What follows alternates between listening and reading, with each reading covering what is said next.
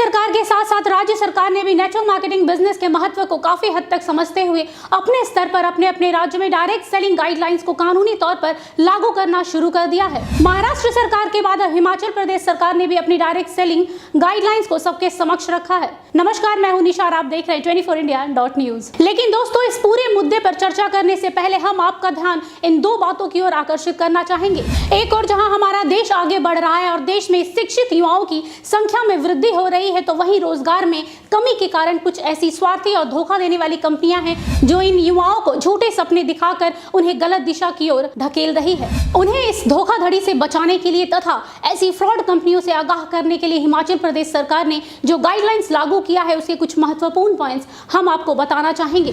दरअसल हिमाचल प्रदेश सरकार के द्वारा बनाई गई direct selling guidelines government of India के द्वारा बनाई गई गाइडलाइंस से मेल खाती है, जो भारत सरकार के द्वारा 26 अक्टूबर 2016 में निकाली गई थी। इस पूरे गाइडलाइंस को हिमाचल प्रदेश सरकार ने अपने गाइडलाइंस के रूप में स्वीकार कर लिया है।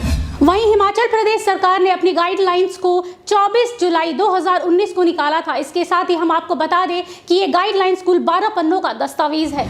तो चलिए एक नजर डाल लेते हैं हिमाचल प्रदेश गाइडलाइंस के कुछ महत्वपूर्ण पॉइंट्स पर। दोस्तों, यहाँ गौर करने वाला पहला पॉइंट है, किसी भी डायरेक्ट सेलिंग कंपनी में सिर्फ लोगों को ज्वाइन कराने का पैसा आपको नहीं मिलेगा, बल्कि उनके द्वारा कोई भी सर्विस या प्रोडक्ट खरीदने पर उसमें से आपको कुछ पैसे डिराइव करके यानी निकाल कर ही दिया जा सकता है, ना कि लोगों को ज्वाइन कराने का पैसा आपको मिलेगा। अगर कोई डायरेक्ट सेलिंग कंपनी इस तरह की बात करती है तो याद रखिएगा दोस्तों, वो कंपनी कोई डायरेक्ट सेलिंग कंपनी नहीं है, बल्कि डायरेक्ट सेलिंग कंपनी की आड़ में आप लोगों को ठग रही है। वहीं इस गाइडलाइंस में अगला गौर करने वाला पॉइंट है, अगर आप किसी डायरेक्ट सेलिंग कंपनी में हैं और आप उस कंपनी के डायरेक्ट सेलर हैं, तो आपकी कंपनी के टीम मेंबर के द्वारा किए गए कामों से जो पैसे आए हैं, यानी आपकी टीम में जो काम हुआ है उससे जो पैसे आए हैं, उसमें से cost of production, government taxes, admin charges और भी बहुत सारे चार्जेस निकाल कर जो पैसे बचते हैं उसमें से पे आउट दिया जा सकता है। अगर कोई कंपनी इस तरह की बात कर रही है या फिर आपको अलग से पैसे देने का ऑफर दे रही है, तो थोड़ा सावधान रहिए, क्योंकि दोस्तों डायरेक्ट सेलिंग कंपनी में ऐसा नहीं होता है।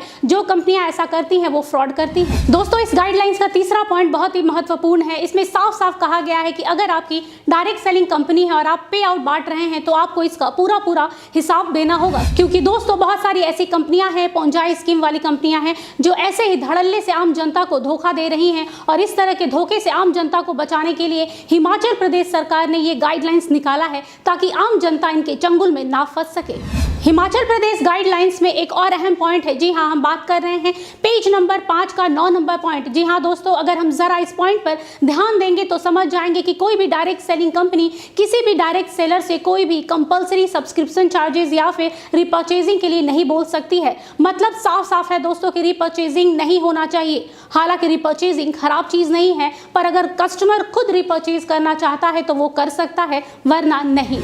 अगर कोई कंपनी खुद को डायरेक्ट सेलिंग कंपनी बताकर आपसे कंपलसरी सब्सक्रिप्शन चार्जेस या फिर रिपर्चेजिंग करने के लिए कह रही है, तो थोड़ा सतर्क हो जाइए, क्योंकि किसी भी डायरेक्ट सेलिंग कंपनी में इस तरह नहीं होता है, और जो कंपनियां इस तरह कर रही हैं वो धोखा दे रही हैं।